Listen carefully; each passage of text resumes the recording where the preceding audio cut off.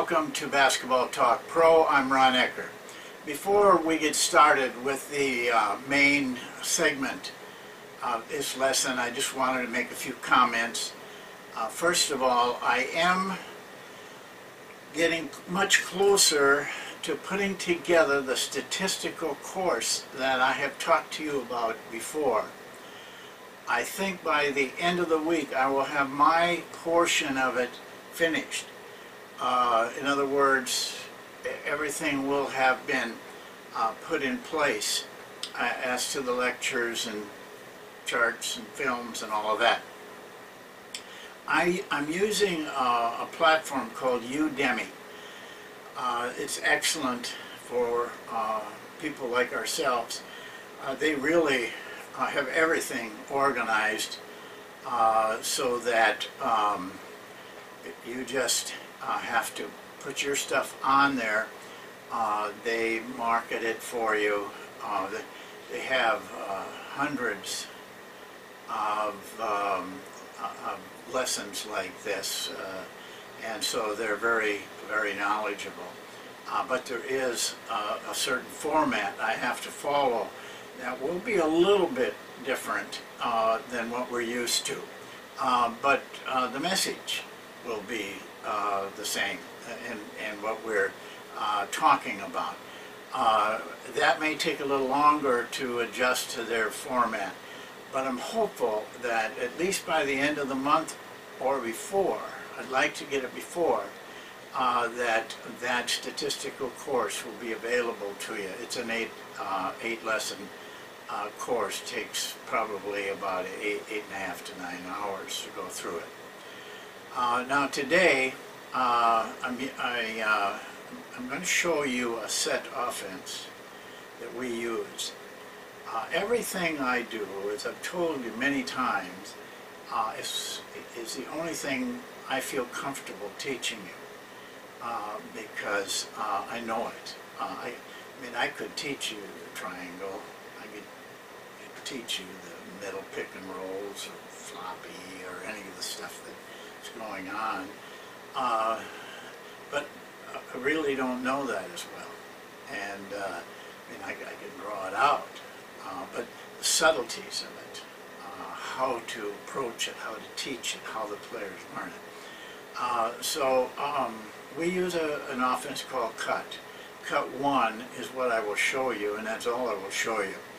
Now I have already produced this lesson in 2 parts before. Actually, I produced it for a school, International Basketball Coaches School. I think that the presentation, the way it was presented, is perfect for Basketball Talk Pro. So I'm going to use that. You'll see the cards at the beginning and the end are a little bit different than we use, and they say International Basketball Coaches School on it. But I won't say much more because the first part is an explanation of playing against a set defense, and we use a whiteboard to show you the offense, the cut 1. You would call it a play. I don't, because it is part of an offense.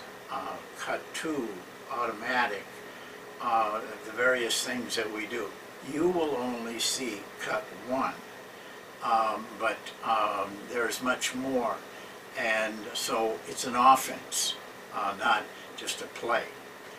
So I will let the, I will just let the presentation that we made with this go ahead, and I think you'll find that it's that this first session will explain it. Part 2, which will come next, is almost all film work with some explanation. You see it taught and used on the floor. So let's get started with the presentation. Thank you. Welcome to lesson number 9. In this lesson, we introduce the set offense. Keep in mind, though, that the lessons we learned and the team-related skills that we learned in the monk offense are very important to the set offense. The monk offense is really like an invisible spirit that permeates everything we do in the monk system, but it's very important in the set offense. Now, we use the term set offense because it's played against a set defense. And a set defense occurs every time the offense gets the ball from out of bounds. This getting the ball from out of bounds allows the defense to get set. And actually, every time the offense gets an offensive possession, most of the time it's from an out of bounds. And there are 7 ways that the offense gets possession of the ball. 5 of them are from out of bounds. So consequently, you are required to play against a set defense a lot. Actually, 2/3 of your offensive possessions will be against a set defense. And the set defense is very resistant, very difficult for the offense to get the shot that they would like to get, because the players are in place, they're in good position, they are guarding the men that they are assigned to, their position allows them to get good defensive rebounding position and contest shots. It takes strong, it's execution to get the shot you want against that kind of a set. Now, most teams use plays, all kinds of plays, all manner of plays, out of bounds plays, need plays, special plays, go-to plays. These plays are very important to the offense, but as we point out in the book, Basketball's Third Element, Improvisation, in the very first chapter entitled The Demise of a Play, we go into the ineffectiveness of plays because of the set defense and the different reasons it's ineffective, and also suggestions on how a team might run their set offense against a set defense. One of the problems that we deal with in that book is that the offense is predictable. By predictable, I mean that they know where they're going, where their paths are, where their screens are. Unfortunately, though, for them, the defense also knows. And so consequently, they're prepared, if not at the beginning of the game, certainly by the end of the game, they will know what the offense is doing. And this gives the defense a strong advantage. Now, in the monk system, we use a set of plays that we call cut. And they're based basically on 3 very important principles. Number 1 principle is that we attempt to scramble the defense. And we do that by making an initial cut that we will show you. But scrambling the defense is putting the defense in a position where they're not set and that they are in a mild form of chaos. They're out of position. They're not in the positions they want to be in. The second principle is that we apply the monk cuts and cuts off of screens and using the stunts off of those cuts, so that this gives us a little bit of unpredictability.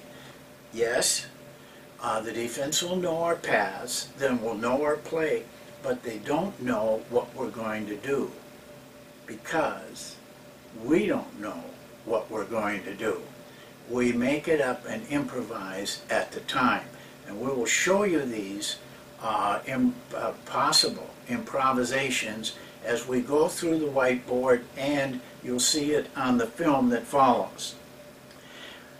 We start with cut 1.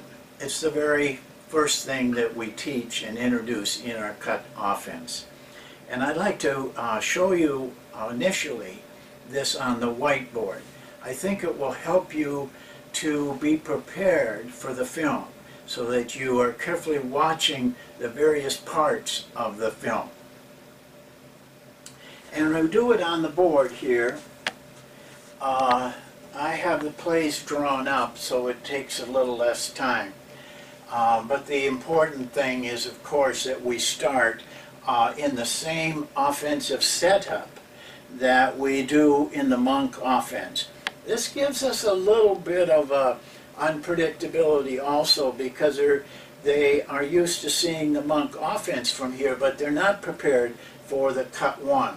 So, one has the ball, and the two guards are out here. We always have a two-guard front, and the two wingmen will be breaking into a high position. The high post man is always on the side of the ball.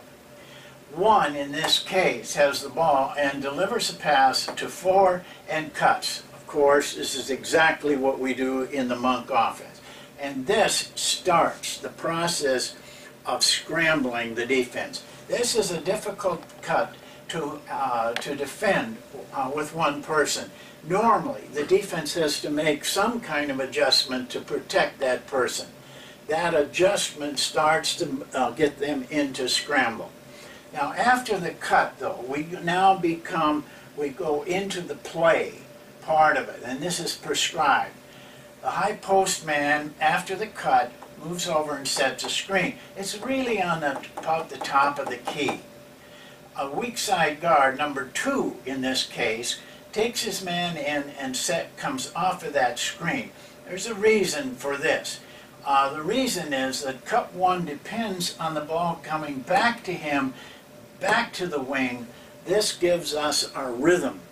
It fulfills our rhythm and starts to give us momentum in the offense. But the defense knows this and will start to overplay that pass. So we need to use that screen and get good at it, and we do get good at it. So now 4 has the ball. He gets the ball back to 2. When 2 gets the ball, first of all, 5 is starting to position himself to go down into the paint and make a screen, but he doesn't go yet, very slowly. 3, when he sees 2 get the ball, immediately goes to set that screen, and 1 comes off of that screen to the wing. On this particular aspect, we don't allow stunting. We have to stay within our rhythm, so we want this to be done very quickly. It's not with the idea of getting him a shot. It's with the idea of getting him to be a passer. 2, though, always takes a couple dribbles. That gives this screen a little time so that he's in a better angle for that pass. Once that takes place and he makes the pass, 2 immediately goes to the opposite wing. He's got to take his man out of here or it'll mess up the play. At the same time, 4 begins to walk his man into that screen. Now, walking the man in is very important. If you just run off that screen, they will float right through there because they can get on the opposite side easily when you run, but they cannot get on the opposite side of the screen if you walk them down. They have to stay until you make your move, and that allows you to get them on that screen and then make a hard cut to this position. 5 at this point is moving down the lane. 2 is out at the wing. 3, and this is very important, the minute that cut takes place, he makes a hard cut to this elbow. This is where we get a number of shots as well as here. 5, it looks to screen anybody coming up through that opposite, the defensive man coming up through the middle of the lane, then he clears to the opposite side. So now we're in this position. 1 has the ball. 3 has cut into this position. 4. If he throws to 3, 3 looks first to shoot, second to drive. But the third look is 1, after he passes, sets a screen for that low post man coming out. Now, this is a critical part, because this screen down can be stunted all over the place. Back cuts and pops, curls and pops. flares and post-up, or coming out, or baby curls. And you have the whole floor to yourself, the side of the floor, and 3 is in a position to make an easy pass. So that's the third option.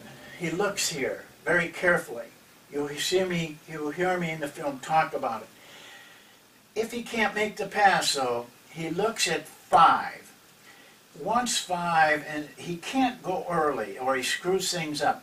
5 waits till he has vision, 3 has vision, and then he uses a very aggressive duck in into the middle of the lane.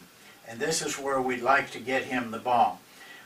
If the defense does not get in front of that cut and stays behind it, this is an easy pass, and he's in position for a very easy shot. 3 is allowed, if he wants to take a couple dribbles to improve that angle. If the defensive man, though, does get on top, he's going to have to be in this position where he's really on top of that cutter. So if that happens, we pass to 2. Now, 5 pins that defensive man because he's on the wrong side, and just can hold him there temporarily, but eventually he's going to have to move out if the pass can't be made. But still, he'll be in good position in the post-up. 2 makes that pass, one or the other, and then the 3 and 2 split, which again gives more stunts and provides more unpredictability because they're actually improvising on that screening situation. The last part, the other part, is if they hit the post-up man. Now, most of the time when they hit this cutter, it'll be in here for a layup. But if he doesn't get that layup, he's still in good position to post up. And if one chooses to pass to 4 here, then they run the split that we've learned in the Monk offense. This split is very important, very good. A lot of stunting on that, because you see you got the lane wide open, and it allows 4 to make his own move to the basket, which is, you know, a very good place to have the ball. Now that's the technique of cut 1. But what you'll see now is how players actually run it. In the sequence, the segment that we will show you now, we start from scratch. And remember, these players, though college players, have never seen this offense before. So they're learning it, not even with the benefit of seeing it on a whiteboard or in a book. So they're learning it for the first time. You'll see how it's presented. Pay close attention to that. We go very slow. Don't be hesitant about going slow. It's better to take your time now and get the players in the right positions and show them the purpose of their cuts. Then we will walk through it very slow, and we make corrections. Listen to the corrections. They're corrections you should make when you present this offense or any offense. These are the types of corrections. Then we let them walk through it for a while, and then we speed up. And by the end of the segment, you will see these players who have learned it in less than 20 minutes, making confident cuts. But you'll also hear me make corrections and give examples. This is part of your training as a coach, to know how to correct and when to correct. So pay attention to that, and you can follow along in your book if you have one. But now, let's go to the film.